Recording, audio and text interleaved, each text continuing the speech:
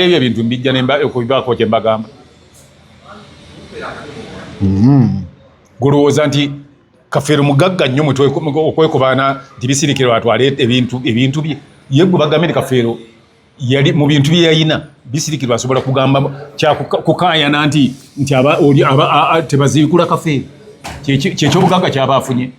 Lwaki teyasirikira bya bugagga birala byonna? Ne ssente zaali zibanjibwa zonna lwaki yasobola ng'ozijjayo? Era lwaki oluvannyuma lw'emyaka 16 nga mulowooza nti yali ayagala kutwala bintu, lwaki yavaayo n'abagamba nti ekyapa kino kiikino? Baba yali ayagala kutwala bintu. Mu bintu bye muba mutalowooza na mwoyo omwana mulungi, muyonjo, tayomba, talwana, takiina, tavuma. Ye Robina omutuufu. N'ate mukambwe. Namulabako ng'akyali mulamu tagenda kukkiriza kuziikula bbaawe. Nze nange njogera kino ku kyennina nekyomanyi tebasobola kukola kintu kyonna ku Kafeero nga bisirikirwa mpozi basooke bamutte ng'oli ayijja n'amutema ejjambiya naye watali ekyo tebagenda kuziikula Kafeero nga bisirikirwa ku nsi kwali oba obuyinza bwonna baabumukwasa. Ne bwe kinaaba kyetaagisa kugenda wa pulezidenti alagire nti tebamukwatako bajja kgenda. Koja abamu bagamba waliwo enjogerera egamba nti nanganga ono bye ba-influences ennyo ate oba okwagala balina abaana abali ku sayidi yaabwe bataata baabwe ne basenga baabwe aba-influences ennyo ekintu kino ekyokusiikula. Kakati njagala kugamba ekintu kimu. Okujjako ng'alibeera Nantongo nga yayogedde ne bisirikirwa nti baziikule Kafeero, teri agenda kuziikula Kafeero. Ekyokubiri, Naganga n'abaana ba Naganga ne abo abeeyita baganda ba Kafeero bonna abagamba nti aziikulwe balina kye bagoba. Aidha bwe kutaba kwagala kukola bintu byabwe byawongo kubaako bye bakola oba nga baagala batunde ekeezo bazimalewo. Gwolowooza lwaki Kafeero awo bamuziika aliwo yekka, lwaki tebamutwala ku kijja? Omanya ensonga? Bw'oliba oyagadde tujogama nti abaana gye babuuza ebibuuzo ku channel eno be bali bitegeera kye muba mukola mukole gwa kusubscribinga na kulinda. Akakwate ka Naganga ne Kafeero kali katya bali batya bo? Kuba ababiri bo bali tulowooza Naganga yazaala Kafeero. Si yamuzaala. Naye yaŋŋamba bugambe nti oyo taata wange. Omanyi nze yaŋŋamba oyo kitange. Ne mugamba ye omwami oyo kitange. Nze kati nentegeera. Kitange ne taata wange byawukana. Kakati kakati nga nze nkuzaala muganda wange abaki?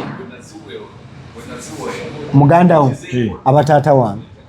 abataata muto. Bw'abanga muganda wange ye mukulu nga mukulu wange naye abataata muto. Kasita banga nzaala waali bano byonna baba bataata muto. Nedda kati oyogera bibyo gwe bw'olowooza. Kati abasigadde abantu abalaba channel zino njagala bafunenga ekyenkizo nkwakula channel endala. Kakati kyenjagala abantu bamanyi omuntu bwakugambanga nti ono kitange omanyanga nti si yamuzaala. Ekitiza bamu tukikozesa mu bukyamu. Anti kati naye ate obutamanya ate abatamanyi be basinga okuwakana. Kati nzawo atamanyi ebyo nga nkuta ng'ogenda ne bulijjo abantu bakikozesa. Anti babikozesa ng'era bw'olaba oli nti omanyi munnange nnyazaala wange omusajja aba ne nnyazaala we. Omusajja taba na nnyazaala we. Omusajja taba na ssezaala we. Kitange abataata naye nga si yakuzaala. Taba taatawo. Kitaawo aba muganda wa taatawo oba bawa maama wo. Yabeera oli agamba nti oyo kitange. Akuzaala ayitibwa taata. Tagatibwako butayi talina bunanka bwonna kuba ataatira buli kimu. oyo ye taata atangira buli kyandikuguddeko oyo ye taata wange kati ekyo abaagala okiyiga bakiyiga Kafeero isi yali amuzaala naye omusajja yali amanyi Oluganda yali ayagala Kafeero omusajja oyo Naganga yayagala ku maama we kikyamufuula kitaawe abaagala okumanya ebisigadde n'engeri yonna gye yajjamu okumwagala era nabyo subscribinga Kkojja Kagato omukutu guno ojje ku Ebroni ogende ku Focus TV ojja kubanga ofune bwino kuba njagala nnyo abantu bano babe nga bafuna kye tuyita ekinyusi gyekyava gyekyatandikira nekikoma naye ngaera nga tukyagenda maaso tukoje eddakiika ezibulayo njagala abantu bano bajjukiza bannaffe aba Kkojja Kagato Bicycle Kick bakugamba nti basa beeyune wonna wooli mu nsi waliwo yali abuuza nti nze ndi eno mugundi mu America nsobola nange okafuna bagamba nedda Bicycle Kick ena bwatatuuka wonna okafuna aidha nga tuyita ku bagiyita EMS Expanded Mail Service etambuza ebintu n'ebitwala door to door tuyinza okuyita mu DHL tuyinza okuyita mu bantu ng'oli akikutte bw'ati najja nakyo nakituusiza wakituusiza wonna wooli abali mu Canada ebyammwe bijja every up 15th of the month nteeka ebintu abali e Canada bitambula ne bijja gye muli n'olwekyo mwenna abali bennina ebintu byabwe nga be Canada bijja kujja mu ng'ennaku z'omwezi 15 bijja kubanga bijja kale era nga tugamba nti namba kwezi ku screen naye Kkojja asobola okuddamu n'agibayisizaamu ennamba yange eri 0752 4 32 0752 40 30 20 nga ofuna Bicycle Kick abantu balekerawo okuyita okugamba nti olinga enkoko kale ereka omuntu akuyita endogoyi oba embwa eyombwa olanga ngo yamuvumye amugambye nti eyombwa aba tamuvumye abagamba nti olugendo alutwaliriza paka ku mwisho Kkojja omukyala avayo nagamba nafuna embwa y'omusajja omanya nti alina omusajja aba tamuvumye era bagamba nti embwa ya Hebron bumanya nti oyo gumite abeera ebbanga embwa lyemalaawo naye oli nagamba omusajja wange enkoko nayo ng'omanya ekitegeeza mukazi ono wagwira ebigambo ku basajja bwe tutandika okusengera enkoko oyinza okuba nga otunudde bwoti n'otunulako eno bwoti noza amaaso nga yo n'okutambula eri etuuse eri ng'omanya nti oyo akuvumye ennyo so wekwate Bicycle Kick obenga naawe okyusa ezo title ezikuyitibwa ne bannaffe aba Focus Graphics and Branding bagamba nti beeyune abakolere t-shirt ezinyirira ndozolaba oyo kibakoze Ebroni bamuli bubi Ebroni yanyiridde dda tubulako Kkojja Kagato exclusive naye ajambale wano tulabe nga omutindo tugwongerera bankolereyo basooke bankolereyo obusaati nga bubiri bwakyo nze bankolera 10 awo nayitawo bambi tuneta tripod etegerekeke nane remote ngoleta busaati bubiri so aba Focus Graphics tusaba mukitukolereko ekyo omukono tumu branding then bannaffe aba Focus Event Service bagamba nti beeyune bakuteekera omukolo Kkojja oleme kubeera ku mukolo osala entuuyo make up omusanguddeko okubira ono n'oli essimu okyaliba otya nabaddaine olabanga ettundubaali eriyulisa so tugamba nti weeyune bakolere services ennungi ate era nekyera nkujjukiza nti genda ku Focus Event Services ku TikTok obeere ng'olaba bye bakola Kkojja nga tumba ensonga zino mmanyi mu maaso wali Kkojja waliwo episode njagala tusembyeyo ku mugenzi yey'okumukola comparison omanye ekyo kintu bazze bakibuuza nnyo ekya omugenzi eyo nno kati gweoyogeranga olowoozaamu nti ojja kukola bukoza dakiika 2 omale ekintu Kkojja ngamba eyo tujja kujja nayo yegenda okuwumbawumba emboozi ejja kugenda mu maaso lwansonga tulina okukyaza ku mukyala Bisirikiri muvudde ne ku ekyo olowooza nti okuva awo ebimukwatako bijja kuba biweddeyo nga n'abali bagaŋŋala n'abawooza nti tujja bitaanya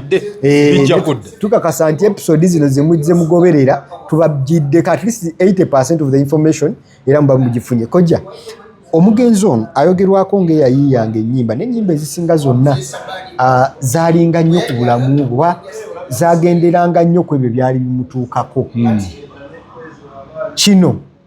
kyali kiva ku ki oba yali ye bwekyo bwe yagala okukiteekawo mu ngeri ye kitambulire bwe kiti oba yayagalanga nnyo manye nti obulamu bwe busobola okubeera nga bugatta n'abalala bangi nnyo abagwa mu tulubeeru. Kaakati tulina okumanya ekintu kimu mu nsi muno nti buli lw'obeera olina ekintu ekikutuddemu share it with other people. Kyova olaba Kafeero teyeetuga. Kafeero yalina ebizibu bingi naye abantu tebaabitegeera. Nze nali mbimanyi nga nebisirikirwa abimanyi n'ebimu nze n'ebimu saabimanya naye nga bisirikirwa yabimanyi nga abimubuulira kubanga Kafeero ye muntu gwe natuuka okulaba nga azannya nga bino okuzannya ng'abaana bwe bazannya n'atuuka okuzannya ng'azannya ne Robina. Kyenjagala abantu bamanye buli ekyamutuukangako mu bulamu bwe mu kifo ky'okunyiiga ennyo oba neyeekubagiza oba n'akola ki ng'awandiika oluyimba. Kyova olaba nti gadde ebbali nga yalina obupapulapapula bwawandiika naye era n'agamba nti Kafeero yali tawandiika luyimba n'aluteekaawo ng'afuna kantu nga bwe wakyogera kinnyini era Robina naye bwe yayogera n'agamba yalinga anyiiza nga Kafeero ye muntu kati n'omugamba nti kati kino buno onaasobola otya obwawula ku buli buno bwe bwaluno buno nabuzinga bwe nti kabuno nabuzinga bwe nti era waliwo wenzijukira kyobola nagamba nti Kafeero yali tapakukira luyimba. Yes. Not until nga ayiza oluyimba baluyita edduma ly'embaga ne ebyokulwanyisa waliwo oluyimba olulala Mukama kyatendekera omunaku. Yes. Ze ennyimba ezo ze yayiiya ndowooza mu bbanga ettono naye zisigadde yalinga atwala obudde bwe buugi nawandika oluyimba emyezi nga 8 oba mwaka mulamba nga terina gundi yawandika kati olaba gundi Dipo Naziggala yaluwandikira emyaka oba 6 oba 8 abasajja ne bakuba ennyimba ne zigana olwo oluyimba olwo abasajja ne bakuba ennyimba nga balinga abalagula buli kyanaayogerako asooka n'anoonya amala okunoonya kuba yanoonya gundi olugero olwo Siroganga kamwaka bikassa Siroganga okunoonya gundi okola risaaki kuba ekyo kyamutwalira ebbanga ne sitoli engeri gye yagenda agigattamu olaba nti bwe yagigattagatta sitoli okuva emabega ku Siroganga biki byonna nga biri wala nnyo ate n'agatta n'abaana wabadde afuuyira omubisi mu kibuga n'adigida n'akyakala n'alumya abawala na biki byonna yabigattanga kumala emyaka 6 wakati w'omukaaga n'8 afe olugira wano nga olabye eccupa awo ng'ogiwandiikako ng'ogenda mu studio nga lufuluma yali muzibu oyo amuzibu n'amala ennaku 3 nina lulimba lwange lwempandiika kandukulageko n'azingulula waliwo akakyantabuddeko nkyalowoozaako naye ng'ali mukola research wagenda ng'abugatta ng'abagamba nti twandigenze no mu studio wiiki ejja oba Mukasa anaaba free kamala okulaba Mukasa ono ne gundi nno mwagala manye Mukasa yali akuba ebidongo bye byonna kati bwe bulamu bwe kati bwe tuba twogerako nti yayiiyanga ennyimba ze kusinziira ku mbeera gy'alimu n'obulumi bw'alimu kati nga bwe yayimbira olwo Mukama kyaterekera omunaku Kafeero yali eyita mu buzibu bingi n'ennaku nnyingi naye nga bwe yatuuka mu bulamu bwe yali alimu nga bw'akuba Katonda kyaterekera omunaku olaba nti ddala singa ku bulamu bw'ayiseemu olaba atuuse mu mbeera gy'alimu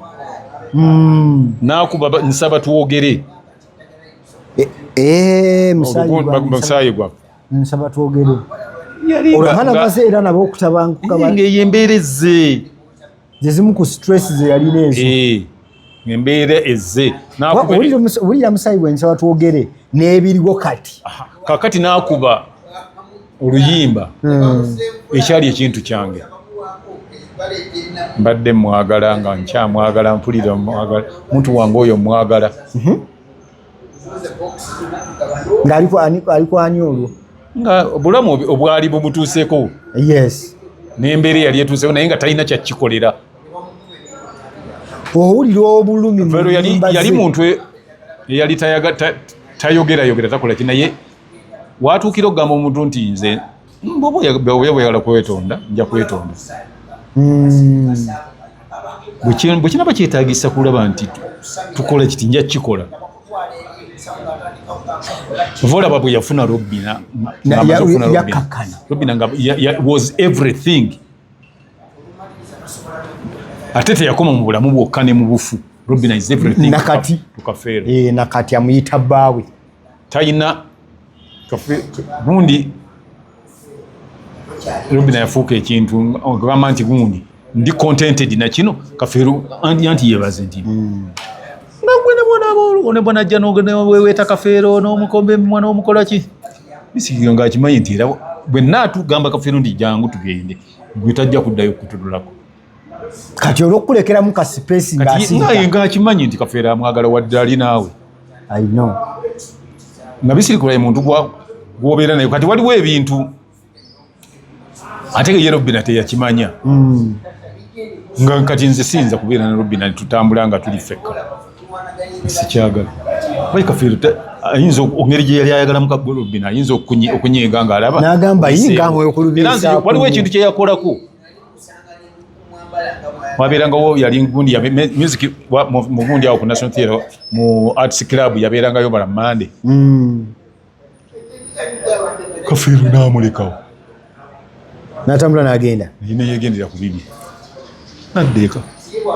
nezituuka essaawa nga musanvu kitundu ekiro nga biwedde nga bisirikirwa aliwo yekka talina ate nze nange ngolo nze nga naggwamu dda ng'omuntu alina emmotoka yali Misaaki Ssemakula yali alina emmotoka gundi nagamba bisirikirwa nagamba gundi papa nzizaayo Ssemakula nambira ngamba nze nkuvuge nkutwale ayingira n'avuga mmotoka ye n'agenda n'amulekawo ng'akikola mu mutima kyogwo Ssemakula muntu ategeera nnyo mu baana abato tegeera ate ng'olekawo munno bw'olowooza nti obutamulekawo kwe kutegeera bw'omutwala lwoba otegeera ennyo Misaaki lwakuba mwana muto naye ng'ategeera nnyo ng'alowooza ebintu abirowooleza wala what would happen nga mututte kuba muleseewo watya singa yamutuuseeka Kafeero n'amubuuza ndi mukyala wange muvaawa naye ekiro essaawa 6 munnange wamulese kati nze asula naye we namulekeddeyo ng'oddamu ki Misaaki awedde nasooka okumanya nti Misaaki ategeera era okuvuula omutima gwange kati amunawe ne mulekaawo ne mutambula ne mugenda oba yagenda atya ye yamanyi naye kajja waliwo akayimba waliwo gundi gyenjagala tuwumbewumbe nayo yali story egamba luyimba bayita batya oyayimbira nga lwalina omudigido nga luggwako amagumba gano gali bayigiyigi oluyimba olwo lwalina omudigido kati tugenda lukyaka nnyo ng'ebiseera ng'afudde ng'ate ebubaka bwasengese bulinga eyali alagula okufaako nedda Kafeero yagenda okuba ennyimba ezo ensonda ennyimba ziri ku nsonda nnya yali amaze okumanya nti mulwadde organizike era wawuliranga n'eddoboozi gye yali alijja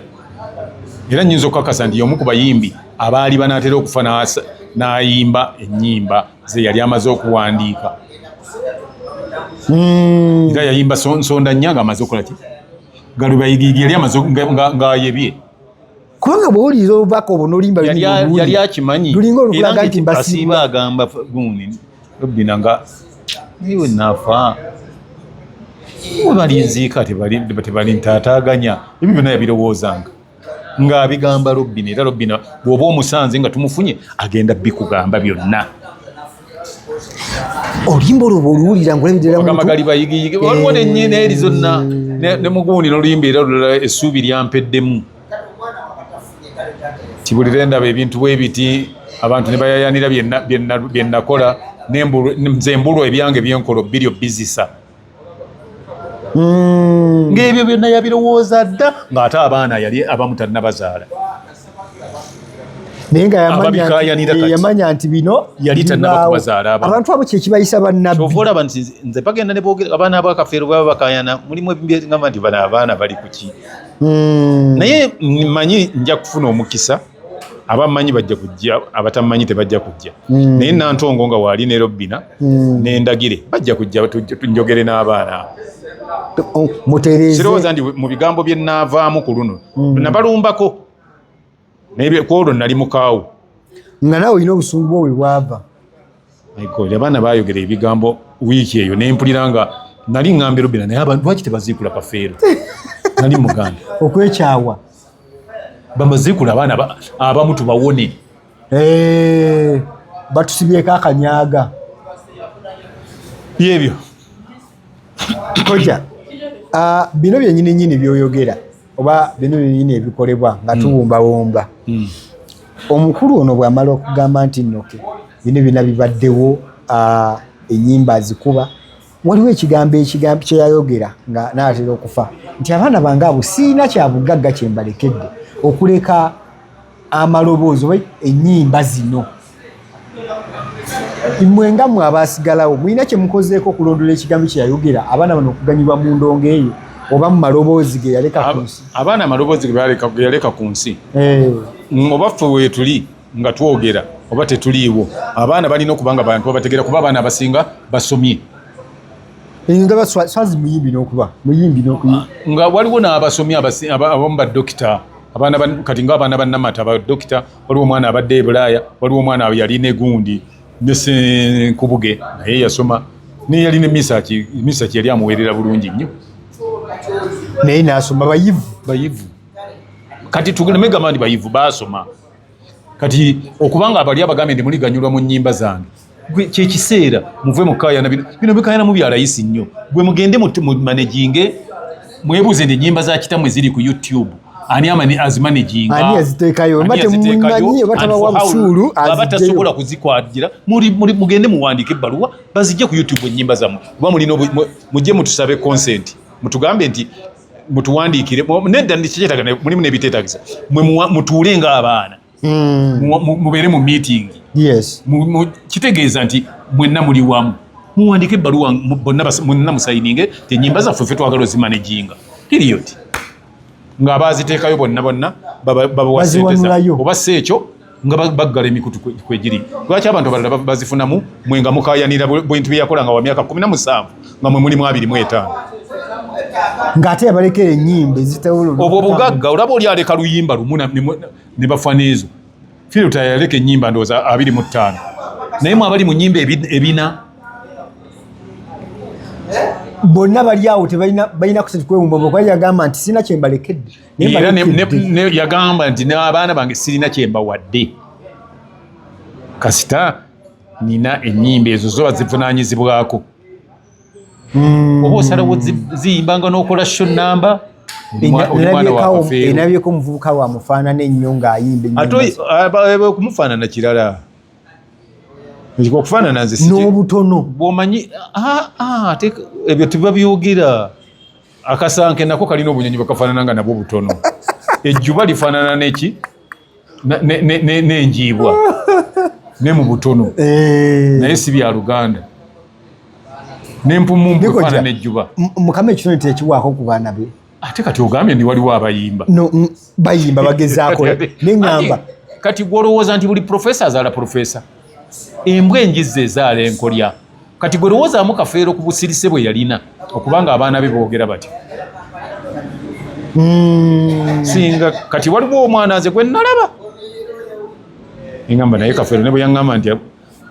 oyo alinayo omwana yewu oyo mwana we nnyo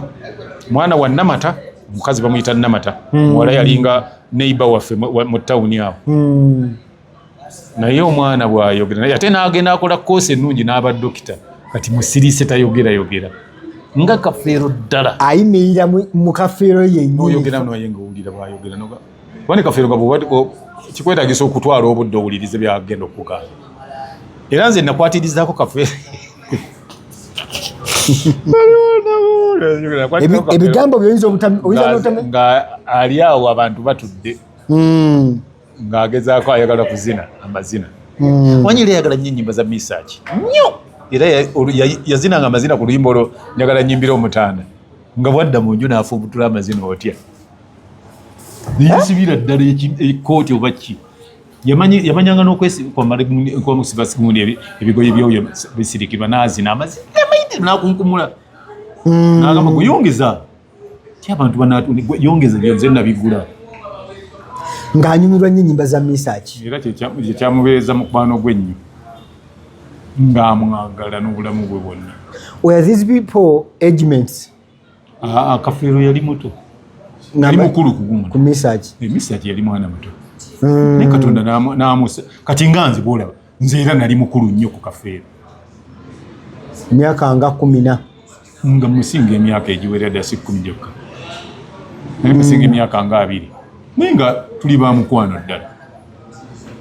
nga yammatira nange nimmatira Kafeero okuba mukwano gwe nga akuteekamu ebintu ebimu ebikufuula mukwano gwe n'akwesiga mu bintu tamalaga kugwira Kafeero ng'ayinza byankwasako ssente nga twakatunda teepu tulerabirerya nembeera ne ssente weekses nga taŋŋamba nga kwendi ssente ezo ziriwa ate yazimpaata midde naye nga naawe wozitadde tosobola kusokolamu yadde akapapula nga buli lunaku zetufuna kwetukozesa naye nga takubuuliza ni ziriwa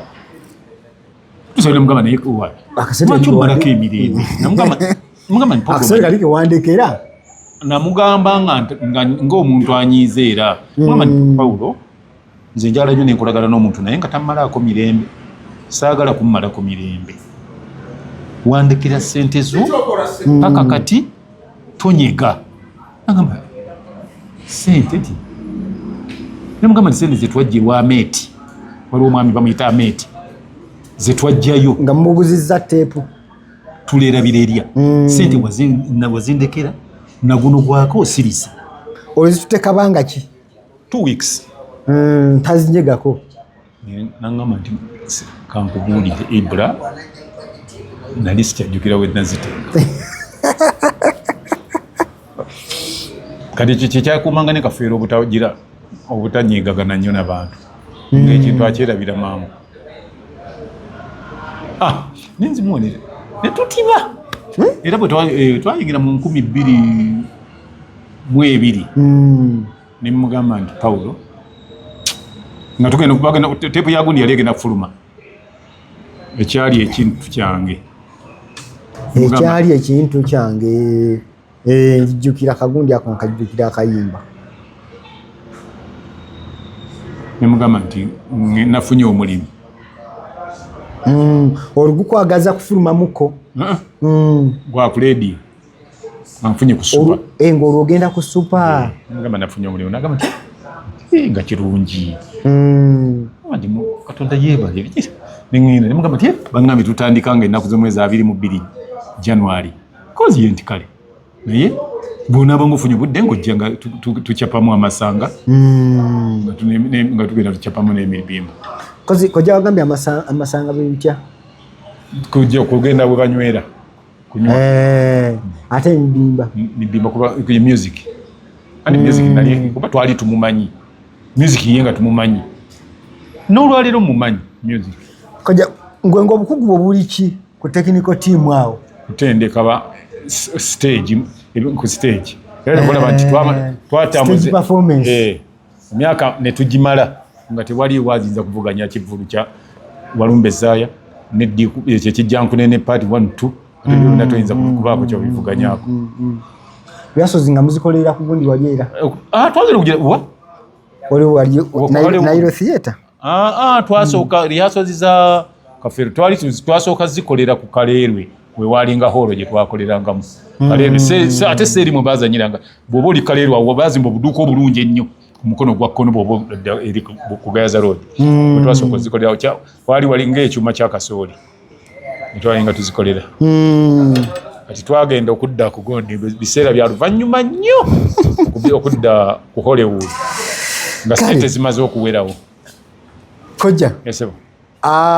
nkakasa nti omulabi waffe wabanga takoze eki wabanga simu lyazaamaanyi information gye tumuwaddeko tukavalinzeeko almost tugiyite 90% kojja tumalamu maanyi tuli ku 45 ndowooza ku bintu bya Kafeero kati ofunyeko at least 45 oba manyina omuntu ne bw'omubanga nga mukyalawo nga ku birungi byoyagala alinako 45 oyo aba mwangu wakubeera naye era beera yadde obeera olina ky'omumanyiiko kuba obeera genda omukyuseemu omwongerako 6 yes n'obeera nga alina 51 yebeera pasmark aba ayise kale abadde atugoberera ku mikutu gyaffe gino okuva gye twalakidde mpaka kati nkusuubiza nti emboozi teba nkadde eno tunyumya ebintu wali luddawa tunyumya ebintu by'otaalabako ne tukubuuza nti engeri gy'otaabirabako wali luddawa by'otaawulirako kino wakimanya so emboozi nyingi nnyo kojja zitera okuba nga tufumbira abantu bano naye nkakasa nti nno omulundi gwe tujja okusembayo nga twogera ku bantu ku muntu ono oba Paul Job Kafeero episode ejja okusemberayo ddala ng'eno evuddeko tujja kuleeta ku mikwano gye ku mikwano gye kwe kuli mu bayimbi banne kwe kuli omugenzi Basudde naddala engeri gye bakwataganangamu era bano tubayita balaguzi balagulanga bw'owuliriza ennyimba za Basudde n'eza Kafeero ne mu myaka egijja mu maaso gisigala zirina impact tazina biziragula otherwise tukubira olunaku lwayo tusinkane mu vidiyo ezijja mu maaso awo tova ku mikutu gyaffe gino subscribinga likinga sharinga genda mu comment section obeeko ky'obuuza tujja batubiddamu for now bye bye